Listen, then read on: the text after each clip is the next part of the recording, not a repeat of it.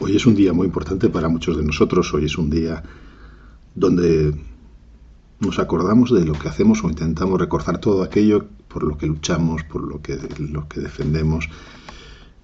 A lo largo de estos años hemos hecho muchos programas sobre la dignificación del turno de oficio, pero yo creo que las palabras a veces no llegan tanto como las historias. Y hemos decidido, cansados de pedir siempre lo mismo, y que no se nos entienda, hemos decidido hacer un programa donde os escuchamos a los compañeros del turno de oficio, donde nos cuentan sus historias, pero no las historias de los juicios que hemos ganado, ni las historias de esas grandes vistas celebradas. No nos equivoquemos. Los abogados del turno de oficio vamos a contar las historias que hay detrás, las historias de aquellas personas que no querían defenderse, de aquellas personas que eran víctimas del sistema y sufrían tanto que no sabían ni dónde estaban, de aquellas personas pequeñitas que necesitaban algo más que un abogado, de aquellas personas que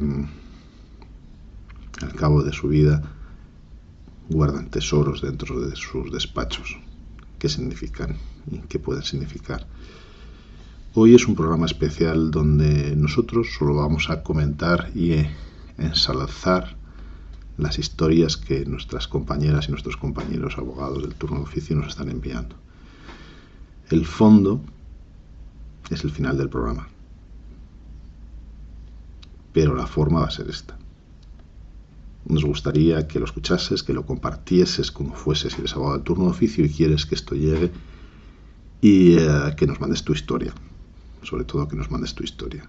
Y si podemos colgarlas todas, las iremos colgando, si no es en este programa, en los siguientes. Para ello hemos hecho un programa un poquito más especial, donde está JR desde Cáceres, Inma también desde Cáceres, os voy saludando, Mar desde Sevilla, Antonio desde Cartagena y Yolanda desde Ponferrada. Y bueno, pues vamos a empezar con el programa, pero os vamos a pedir ese favor. Si sois abogados del turno oficio, mandadlo a los grupos de WhatsApp, compartirlo, que llegue, que llegue.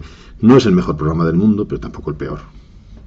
Pero es el primero, posiblemente, donde estamos dando voz a todos nuestros compañeros y donde queremos que generéis ese orgullo que se siente por ser abogado del turno de oficio, para que la gente llegue a entender por qué lo sentimos y cuáles son nuestras pasiones.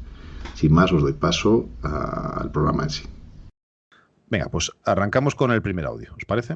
Os voy a poner el primer audio, es de un compañero de Sabadell, Kim, que nos lo ha mandado con mucho cariño y es una historia muy bonita, os la pongo. Hacía muchos años que no jugaba con una diana. No era una diana de dardos, ya sabéis, la de los pubs. Era de velcro.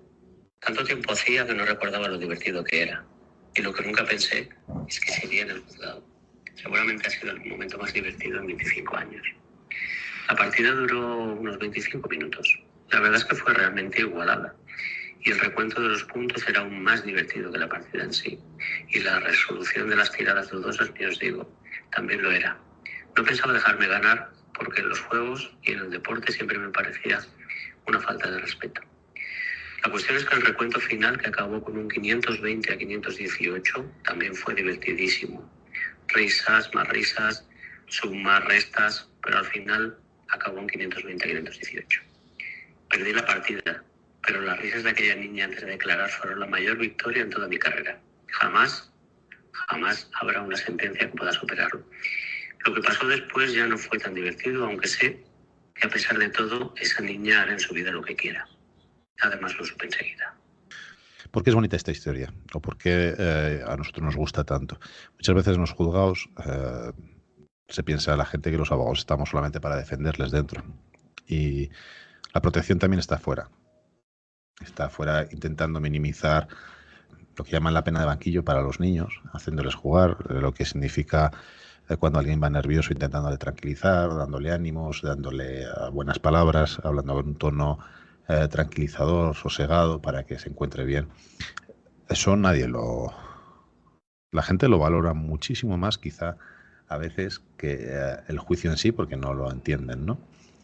Pero el trato antes de una vista, y sobre todo si es una menor, hacerla sentirse bien, ahí rodeada de policías, de guardias civiles, de gente con la toga negra, pues es una cosa que no está pagada, que no se hace, salvo que tengas una especial vocación por ayudar a la gente y hacerla sentir bien.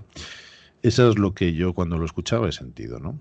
Que es lo que hacemos la mayoría de los abogados cuando estamos en el juzgado, ¿no? Ese ejercicio de empatía. ¿Qué os parece? O yo si queréis, porque yo aquí juego con ventaja, porque esta historia, de hecho cuando la escuché cuando la mandó King, a mí se me metió algo en el ojo. Yo esta historia la vi en directo, o sea, King estaba hablando conmigo cuando estaba en ese juzgado, completamente destrozado viendo una menor, porque era muy pequeña, que tenía que declarar y luego me contó pues cómo la había entretenido, cómo había jugado con ella, cómo se había comportado y lo agradecida que estaba la madre. Creo que más de uno y más de dos hemos hecho una declaración con un bebé en brazos, que es muy lamentable, pero así es, que lo sepa también la gente, que a veces nos encontramos que no hay nadie que pueda atenderlo porque hay juzgados en los que sí hay oficinas de víctimas y sí hay salas donde están los niños que están más o menos adaptadas, pero hay juzgados en las que no lo hay. Y debería haberlos en todo, porque cuando llega, por ejemplo, una mujer con un bebé a hacer una declaración por una violencia de género o por cualquier otro tema, como digo, yo soy, y creo que aquí habrá más de uno, que se ha sentado a tomar declaración y tenías tú al bebé en brazos porque la madre tenía que declarar y para que se pudiera concentrar y tú tienes que estar concentrado y estás con el bebé, con tal. Creo que es muy importante esta historia por eso. El trasfondo que tiene es cómo ayudamos a los menores a que puedan sentirse bien en un entorno que para ellos es completamente hostil, desconocido y que las pruebas salgan bien para que el procedimiento pueda salir bien. Yo creo que hay gente que desconoce, ¿no?, de nuestra profesión, es la parte humana. La parte humana de nuestra profesión en la cual nos acercamos a los clientes, llegamos a sufrir con ellos y por supuesto con sus hijos, ¿no? Y compartir esos momentos y hacer que esa parte de espera para una declaración o para un juicio pues les sea menos gravosa. Es también, no voy a decir parte de mi trabajo, pero yo creo que, como decía Willy, entra dentro de la vocación. Muchas veces se dice de nosotros que tenemos también una parte de psicólogo, y yo creo que es cierta, yo creo que es una realidad. Es decir, ayudamos en el plano jurídico, pero también en el plano psicológico, lo cual nos interesa además porque si una persona entra al juicio o a la declaración de una forma tranquila, pues va a declarar mejor que si no entra de esa forma tranquila. Entonces, esa faceta humana que tenemos en la abogacía es muy importante y creo que todo buen abogado la practica. Bravo por ti.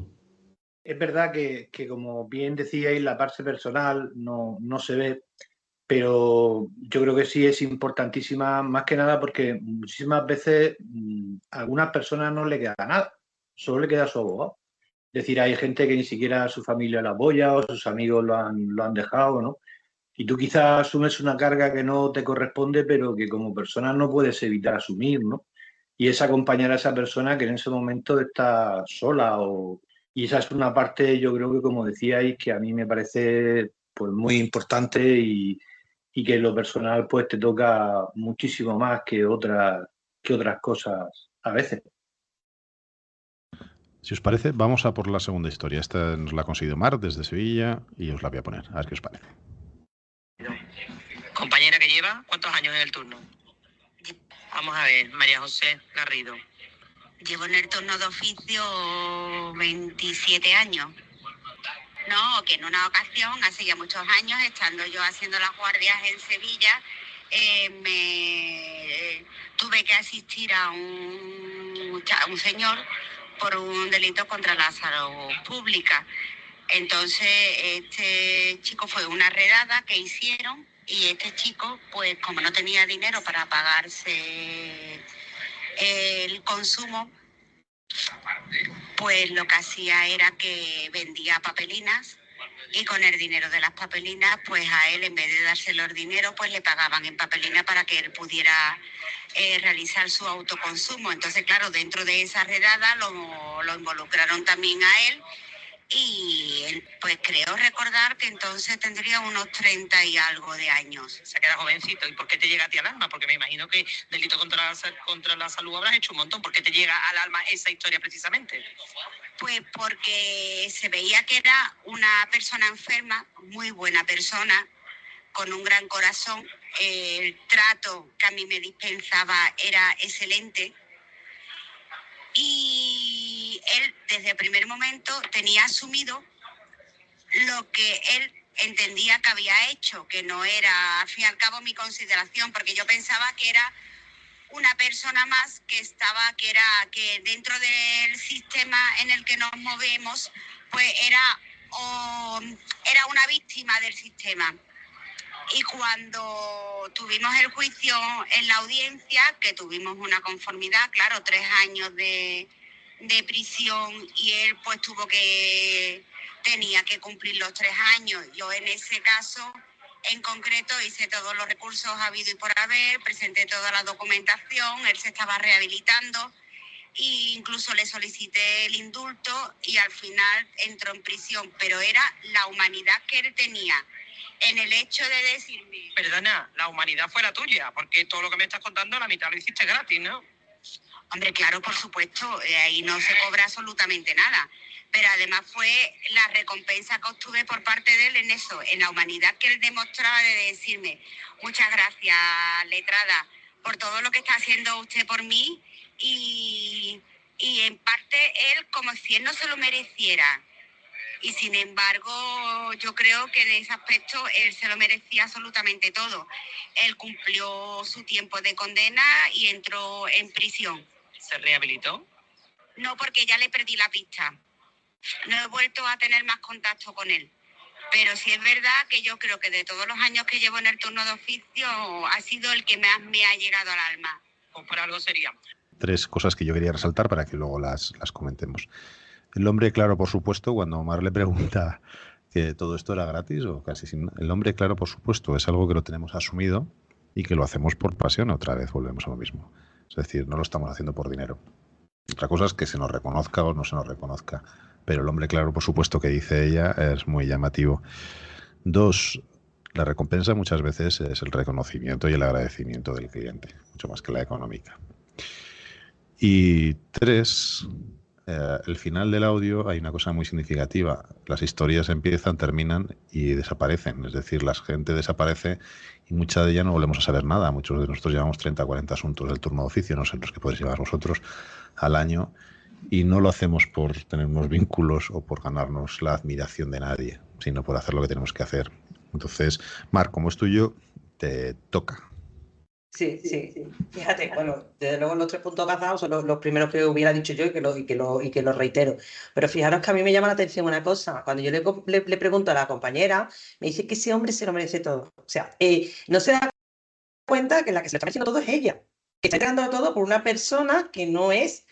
por la que va a cobrar nada y menos, y ella está diciendo, o sea, está poniendo en valor que esa persona que es una víctima del sistema se merece todo lo que ella está haciendo. Pero es que yo digo desde aquí, yo creo que en eso estamos de acuerdo todos, que la que se lo merece todo es ella, que está intentando salvar a esa persona. A coste, no voy a decir que 0, pero desde luego todos sabemos que es bien deficitario. Entonces, me encanta, porque es algo que, igual que lo que ha dicho William antes, que lo tenemos muy interiorizado. O sea, aquí no se puede echar por dinero, porque desde luego el que esté por dinero, mal va, porque no lo va a ganar. Así que yo, de verdad, reitero la humanidad y la vocación que tenemos desde la abogacía del turno, que ni siquiera nos damos cuenta que quienes nos lo estamos mereciendo somos nosotros. Yo fíjate, coincido con vosotros en eso, pero luego hay una cosa que yo comparto, o sea, que ya hemos hablado antes en algún programa de ello, es el tema de toxicomanías y demás, ¿no? Enfermedades mentales. O sea, qué importante es esta parte. O sea, nosotros no vemos a un delincuente sin más. Sabemos que van a condenarle, sabemos que está en una organización en la que hacen algo contra lo que yo estoy en contra, porque yo estoy en contra de que se trafique. Creo que las drogas son malas para la salud, todo lo que tú quieras, pero tú estás haciendo tu trabajo y ves a una persona enferma dependiente y que es un fallo del sistema, como estamos diciendo, pero es que voy un poco más allá. Dice, entró en prisión, hice todos los recursos que tuve que hacer y alguno más, y aún así entró en prisión. Yo ahora mismo tengo unos temas en los que me están denegando cuando están en tratamiento, sí que hay jurisprudencia que se puede recaer y demás. Y estoy haciendo como esta compañera, recurso tras recurso tras recurso, porque me parece súper injusto que entren, porque son personas que llevan muchísimos, muchísimos años y necesitan más tiempo de tratamiento para poder desengancharse del todo. Y sin embargo, van a entrar en prisión. Y sé que no lo puedo evitar, pero yo sigo haciendo todos los recursos que puedo. Pero es que en prisión tenemos que saber, y la gente tiene que saber, que también se consumen, con lo que luego no se desengancha. Entonces, también ese fallo del sistema está, primero, cuando no reconocemos a esas personas que están en esa situación, bueno, se les reconoce con un atenuante, con lo que sea, ¿vale? Porque el delito lo han cometido. Hemos fallado como sociedad al permitir que alguien termine así, pero también fallamos luego en instituciones penitenciarias o en el sistema en general, porque a lo mejor esas personas no tenían que estar en una cárcel, sino en otro sitio. Tendría que haber una justicia en la que pudieran reinsertarse de verdad y para eso necesitan recuperarse y rehabilitarse. Y en una cárcel donde se está traficando también, muchas, por no decir en todas, pues es muy difícil hacerlo. Entonces, eso también es algo importante tener en cuenta. Y yo creo que eso es lo que vemos los abogados. Vemos esa parte, no pensamos en lo que ha hecho, pensamos en lo que va a pasar con esa persona. Bien, si os parece, vamos a por el tercer audio. Voy a poner el tercer audio. Este es de una compañera de Ponferrada que yo creo que alguna de vosotras y alguno de vosotros conocéis. Este audio os lo pongo y a ver qué opináis, a ver si os ha pasado alguna vez algo parecido y a ver qué habéis sentido. Intervine como letrada adscrita al turno de oficio en el último procedimiento de la ley del Tribunal del Jurado en mi provincia. En este caso, el acusado, que tenía unos 22 años en ese momento, había intervenido en un primer momento con profesionales de su confianza que habían sido designados por miembros de su familia, que eran además quienes pagaban los honorarios de estos abogados. Él estuvo en prisión provisional y cuando salió, pues llegó a la conclusión de que no se sentía bien defendido, no estaba tranquilo y decidió contradecir la opinión de sus familiares, solicitar asistencia jurídica gratuita y que le designaran un abogado de oficio, que en este caso fui yo. A partir de ese momento, pues participé en la instrucción de la causa y una vez finalizada, pues fuimos a la audiencia provincial a celebrar este juicio que se prolongó durante 4 días en sesiones de mañana y tarde. La audiencia provincial en este caso, pues está a 100 kilómetros del lugar en el que yo tengo mi despacho profesional, que es además el lugar del domicilio del cliente. El desarrollo del juicio, pues fue muy tenso, había mucha prueba muy compleja porque era prueba de tipo pericial, no quedaba lugar a duda de que el incendio había sido provocado y lo que tratábamos era, por tanto, de desvincular esa acción del acusado y cuestionando para ello la intervención de los agentes de las fuerzas y cuerpos de seguridad del Estado. Cuando finalizó el juicio y el veredicto fue unánime de no culpabilidad, pues él se puso de pie, se dirigió a mí, me abrazó con mucha intensidad, algo que a mí me sorprendió, porque yo había llegado a conocerle un poco durante el tiempo en el que habíamos mantenido esa relación laboral y no me pareció una conducta propia de él, y me dijo, en mi vida tendré nada suficiente para agradecerte lo que has hecho por mí. Esta conclusión es muy habitual en los asuntos del turno de oficio y en general en el ejercicio de la abogacía. Efectivamente consigues a menudo resultados que hacen mejor la vida de la gente. Pero en este caso, en el que había una persona que no tenía ninguna expectativa, que venía con mucha desconfianza, que podía haber intervenido en el procedimiento con profesionales de su confianza y optó por acudir a este sistema y el asunto tuvo un resultado satisfactorio, fue especialmente memorable para mí. Aquí vamos a tocar otro tema que es muy interesante, que es por qué se desconfía de los abogados del turno de oficio. Cuando son verdaderos profesionales, ya que se demuestra, Ana lo dio todo y él ejerció la defensa igual o mejor que cualquier abogado privado. Muchas veces nos encontramos con esa discusión de es un abogado del turno de oficio. Hay cantantes que meten, me acuerdo de una canción de Rulo, creo que era él.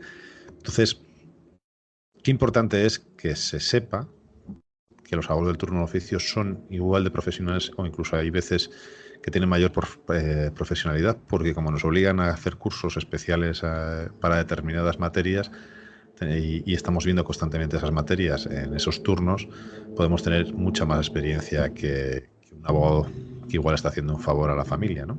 Entonces, hay que desmitificar eso de que el abogado del turno de oficio es algo inferior al abogado privado.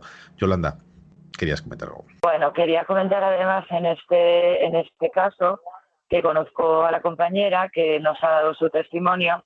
Ratifico todas tus palabras, Willy, y no solo es eso, sino que me consta que al acabar las sesiones de ese juicio en la audiencia, uno de los magistrados, precisamente el que se encargó posteriormente de la redacción, era jurado, pero como sabemos se hace sentencia después posteriormente, expresamente quiso felicitar a la compañera por el trabajo que había realizado. Elogió su trabajo, dijo que nadie se hubiera batido el cobre mejor que ella en ese asunto y que expresamente quería felicitarla.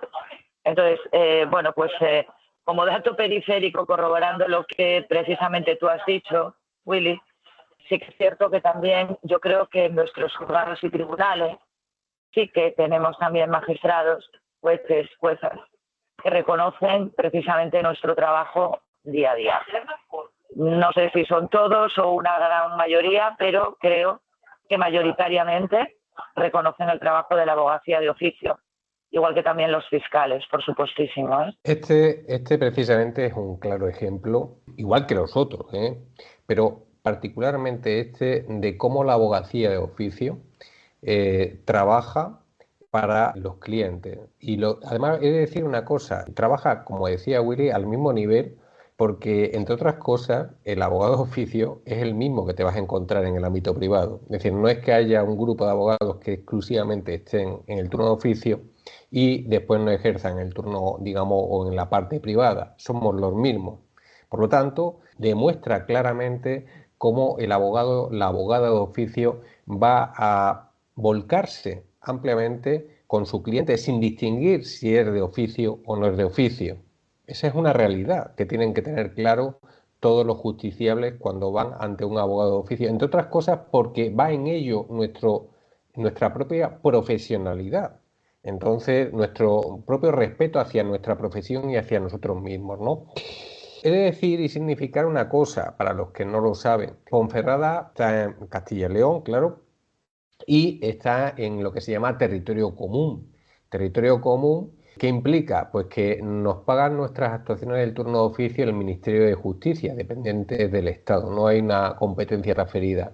Pues que sepáis que nuestra compañera estuvo haciendo una labor magnífica y maravillosa en un jurado ante la audiencia provincial y los baremos del turno de oficio, del reglamento del turno de oficio, para un procedimiento del Tribunal del Jurado ante la audiencia provincial establecen 438,14 € brutos.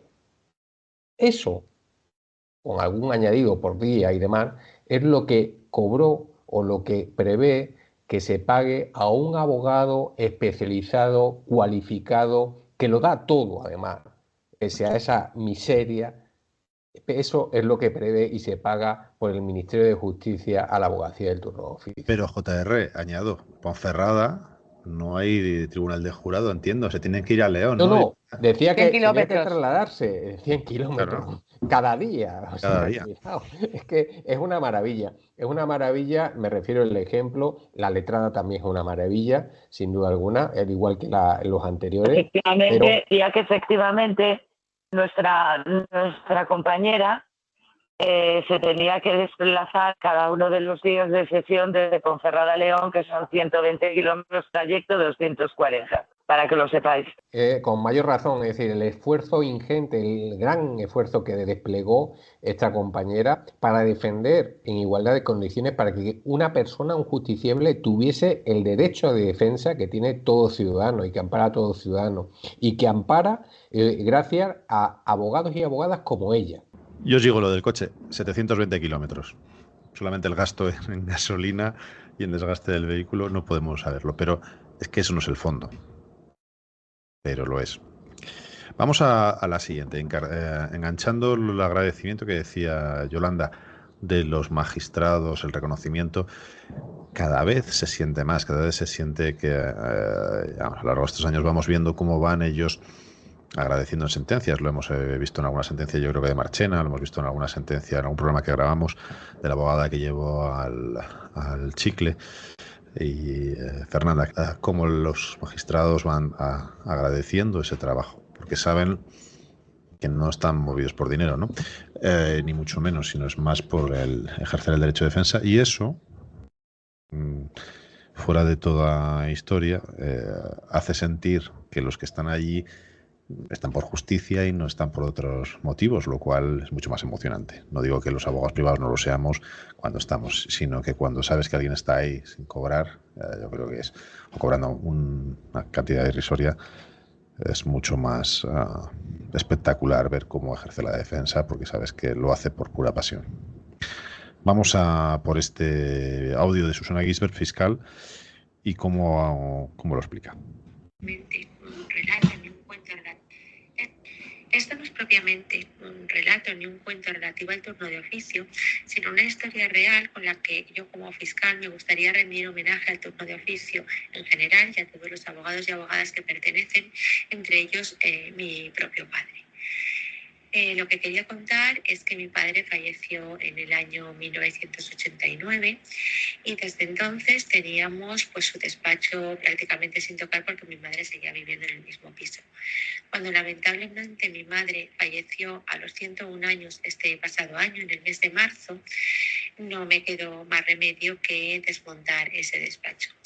Entre las cosas que estaban allí, había varias cosas que, bueno, pues quedarán siempre en mi memoria, como la orla de mi abuelo, ¿no? Que tiene incluso a Blasco Ibáñez, que era uno de sus compañeros. Pero aparte de eso, había un cuadro que encargó expresamente mi padre con el escudo del Colegio de la Abogacía de Valencia. Como quiera que ni yo soy abogada, ni lo son ni lo serán mis hijas, pensé que ese cuadro debería estar en un sitio donde le correspondiera y donde estuviera en el sitio más adecuado. De modo que hablé con quién, pues con abogadas del turno de oficio de violencia, con las que llevo trabajando toda la vida y con las que llevamos compartiendo un montón de vivencias. Ahora el cuadro de mi padre, con el escudo del Colegio de Abogados, luce en uno de los mejores despachos, a mi entender, de violencia de género, que es el de unas compañeras de Valencia, y tanto ellas como yo estamos muy orgullosas de que esta parte de mi padre esté ahí. Y como mi padre amaba su profesión y amaba el turno de oficio y permaneció en él, en el turno grave, hasta el último de sus días como abogado, creía que era bonito contaroslo. Un beso. Bien.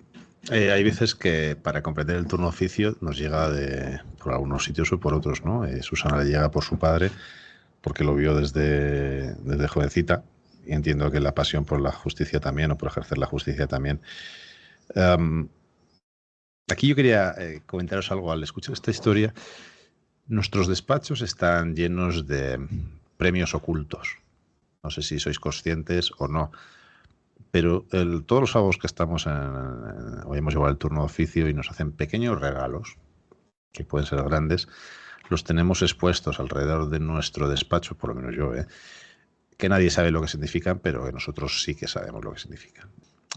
Lo que nos ha costado conseguir ese pequeño premio, que puede ser una horterada, puede ser algo nimio, pero que cada vez que lo vemos nos hace recordar el asunto, ¿no?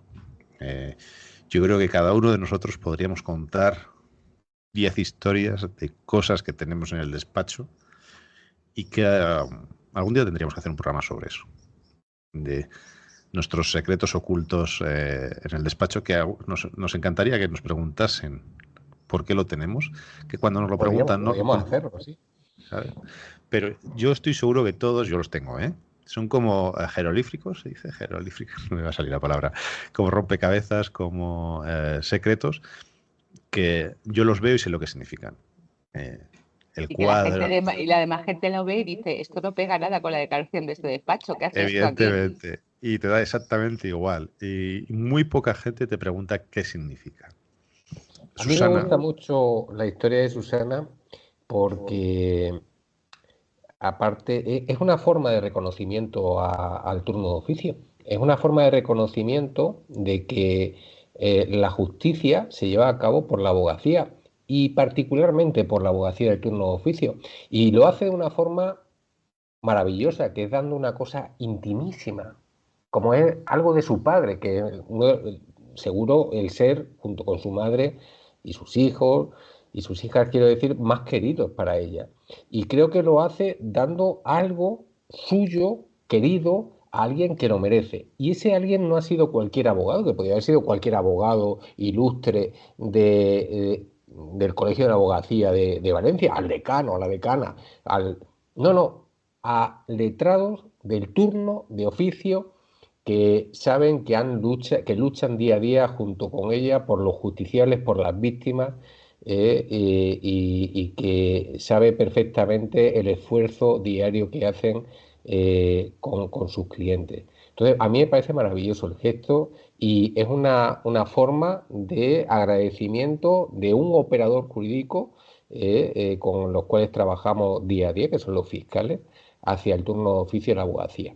Yo os voy a decir una cosa, darle muchas gracias a Susana, porque además cuando lo ha mandado decía, no sé si os vale, y creo que no sabía el regalo que nos estaba haciendo, como ha dicho José Ramón. O sea que muchas gracias, Susana. Bueno, yo creo que el regalo es a su padre, porque estoy seguro que ese escudo para su padre significaba algo mucho más de lo que nosotros podemos llegar a entender. Nosotros lo podemos llegar a entender por lo que significa para nosotros, pero bueno, el sentirse, el tener un escudo del Colegio de Abogados tiene que tener una implicación emocional detrás muy importante, de apoyo, de sustento, no sé, se me ocurren mil cosas, ¿no? Vamos a por el siguiente. Se nos va a estar alargando mucho el programa, si parece. Escuchamos un último audio, ¿vale? Y la semana que viene, o el siguiente programa, hacemos un segundo programa sobre esto, que podemos hacerlo. Porque es que hay muchos audios y yo creo que vamos a recibir muchos. Para el siguiente programa me gustaría que nosotros preparásemos, Antonio, tengo por ahí uno, Inma también tenía que preparar uno, Mar seguro que puede preparar algo más de uno, dos o tres. Yo tengo también alguno pensado, JR y Yolanda también. Entonces, yo creo que, si os parece, escuchamos este último y nos citamos para el siguiente programa y a poner los nuestros personales y que cada uno opine sobre ellos. ¿Os parece? Porque si no nos vamos a ir en un programa de 2 horas y yo creo que es bueno que escuchemos este último y ya en función de los likes que nos deis, los me gustas, los comentarios y eso, pues si nos animamos hacemos otro. Y si no, pues que os den. Es broma. Vamos a por el último audio. Pues bueno, estoy aquí con Alberto Pérez Miranda, abogado de oficio de Sevilla, que nos va a contar otra historia de turno de oficio que a él le ha llegado al alma. Alberto, ¿cuántos años llevas en el turno? Pues son 28 años en el turno de oficio de alta. ¿Y qué historia es la que nos vas a contar? Pues bueno, es una historia que el origen es un delito de homicidio imprudente, cuyos protagonistas tenían una bonita historia de amistad, el empresario y el trabajador de una pequeña empresa de ascensores, en el que la mala suerte del accidente por falta de medidas de seguridad le llevó al empresario cuando fue citado en el juzgado de guardia, a renunciar, no querer su asistencia del abogado de oficio que le tocó. Decía que no quería defenderse porque se sentía culpable y la compañera, en este caso yo iba por la familia del fallecido, en la parte contraria, le convenció para que se defendiese, declarase con su defensa. El juicio llegó, hubo una condena de 2 años y hubo suspensión de la condena con el acuerdo de suspensión de pagar la indemnización por la muerte de 1.000 euros al mes, cosa que ha ido cumpliendo en los últimos 5 años y realmente demostró ahí el papel de la compañera ejerciendo su función del derecho de defensa, convenciendo al empresario y llegándose a una solución justa para las dos partes. Una historia ejemplar que se aprende pues en un día de ejercicio en el turno de oficio. ¿Y por qué te llega a ti especialmente al alma esta historia? Bueno, porque realmente se ve cómo se puede ser justo ejerciendo el derecho de defensa sin ser radical, por ver la función del defendido que al final, sintiéndose culpable, pues realmente da una solución justa. Gracias. Bien, ¿qué es lo importante de este audio? El peor día de la vida de muchas personas es ese día que tiene que ir a declarar al juzgado un homicidio imprudente por un accidente laboral. Puede ser un asunto muy duro porque El empresario le ha fallecido igual una persona con la que lleva compartiendo trabajo años, ¿vale? Eso lo volveremos mucho. Y no quiere defensa, no quiere nada. Yo he visto asuntos de estos donde los empresarios llevan depresiones de caballo durante tiempo, ¿no? Y eso muchas veces provoca la renuncia a cualquier tipo de defensa por su sensación de culpabilidad. Y una de las cosas que nos enseñaron, no en la carrera, sino al entrar a ejercer, es que a esa gente que no quiere que la defiendan tenemos que decirle que tenemos que hacerlo. Les tenemos que dar la mano, cogerles, acompañarles y sin forzarles, que a veces es necesario, defenderles.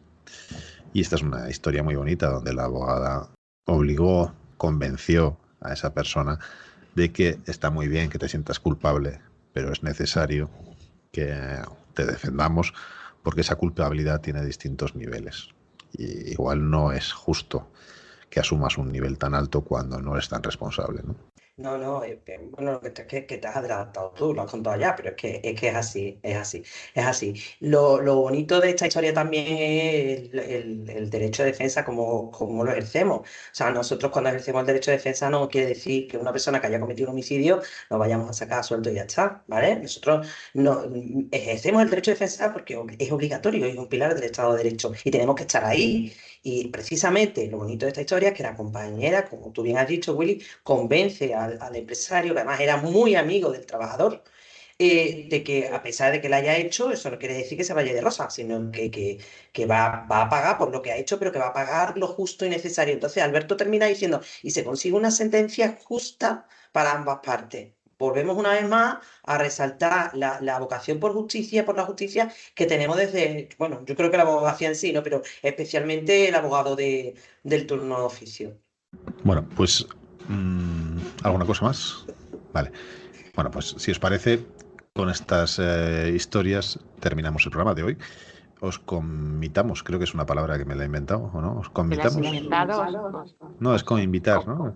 Os invitamos a que nos enviéis vuestras historias, que las compartáis, que nos sigáis y nos digáis lo que queráis en LinkedIn, Twitter, Instagram, Facebook, TikTok, YouTube, no sé, las que se me olviden. Pero sobre todo que las escuchéis con cariño y los abogados y las abogadas que nos estéis escuchando nos enviéis las vuestras. Nos hemos quedado con ganas de escuchar más. Sí. Y yo no quiero dejarte el programa sin reivindicar dignidad para el turno de oficio, que se lleva a cabo una nueva ley de asistencia jurídica gratuita, que se aborde unos baremos que recojan todas las actuaciones que llevamos a cabo los abogados y abogadas del turno de oficio, que además esas retribuciones sean unas retribuciones dignas y, por supuesto, incluso que, ¿por qué no?, hay que reivindicar que tengamos un seguro social que se acoja o que cubra nuestras actuaciones, porque hoy por hoy llegamos a la jubilación, hemos trabajado mucho al servicio del Estado, porque esto es un trabajo al servicio y para el servicio del Estado, y nos encontramos con pensiones. Algún ciudadano que pueda escuchar esto a lo mejor dice, no, es imposible porque los abogados sois ricos. Y pues nos encontramos con pensiones realmente paupérrimas, lamentables, y en gran parte, después de haber prestado un servicio durante toda la vida profesional al Estado, al turno de oficio, a la sociedad, el Estado no nos devuelve en la misma manera que nosotros entregamos a la sociedad y al propio servicio público. Así que no quería dejarlo sin decir dignidad para el turno de oficio. JR, agradecértelo. Muchas veces cuidar a los demás, nos olvidamos de cuidarnos a nosotros mismos y de protegernos nuestro futuro. Nos dedicamos tanto a los demás que se nos olvida. Y de eso se trataba este programa, de explicar lo que quería decir JR, pero en vez de explicarlo al principio, contar las historias para que entendáis que lo que pedimos es algo que es necesario para que el Estado de Derecho y la justicia y el turno de oficio se siga manteniendo. Si no, sería imposible. Así que muchas gracias a todos los que habéis estado escuchándonos, sobre todo a Inma, a Mar, a Antonio, a JR y a Yolanda desde donde estéis. Y lo dicho, los abogados y abogadas y abogados nos ayudáis contándonos vuestras historias, pero os ayudáis a vosotros mismos. Y los que nos escucháis el programa habitualmente y no lo sois, y lo queréis ser, pues ánimo. Y los que simplemente sois escuchantes, pues que sepáis lo que hay de fondo. Buenas noches. Combinamos, joder, es que no me salía. Vale. Hoy estaba inspirado. Combinamos. Con palabreja. No lo había conseguido. Hoy estaba inspirado con palabreja. Ya lo sabes. Pero tenemos. Combinamos. Os tengo que dejar. Estaba yo aquí, combinamos. Os dejo. Tengo hoy un día. Te veo por la mañana. Sí, mañana por la te puedes ir. Chao. Antonio, Chao. los colgamos en redes y vamos a ir. Inma también tenía por ahí uno que quería hacer. Y Mar, tú. Me gusta mucho, Mar, cuando has hecho los vídeos estos, los audios. Qué como bueno, porque son te dedicas entrevistas. En vídeo ya mismo, ¿eh? Cuéntanos, no sé qué. ¿Y por qué? Vale. Antonio, estás con el micro quitado, ¿eh? La reportera me ha dicho, "Arachera".